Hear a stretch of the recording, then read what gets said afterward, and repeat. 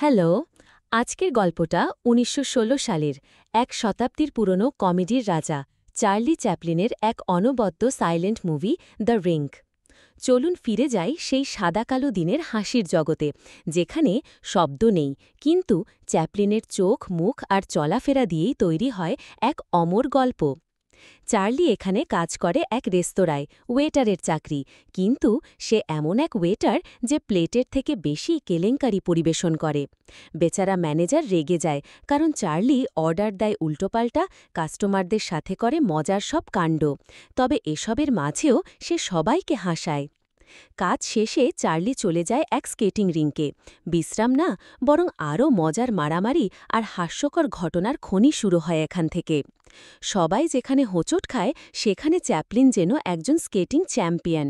সে এমনভাবে স্কেটিং করে যেন ওড়ার মতো হালকা। এক সুন্দরী মহিলার মন জয় করতে চায় চার্লি, তবে সেই নারী আসলে তার বসের পরিচিত। চার্লির স্টাইল, পাগলামি আর অদ্ভুত চালচলনে সে মেয়েটার মন জিতেই ফেলে, কিন্তু কেলেঙ্কারি শুরু হয় যখন মেয়েটার অন্য বন্ধু এসে হাজির হয়। শুরু হয় ধাওয়া পাল্টা ধাওয়া, কেউ পড়ে যাচ্ছে, কেউ আছাড় খাচ্ছে, কিন্তু চ্যাপলিন ঠিকই মজা করেই পালিয়ে যায়। সিনেমার শেষ দিকে সবাই একসাথে পড়ে যায়, আর দর্শকের মুখে হাসি রেখে চ্যাপলিন সাইলেন্ট হলেও বড় মেসেজ দিয়ে যায়, হাসতে জানো তো, জীবন সহজ।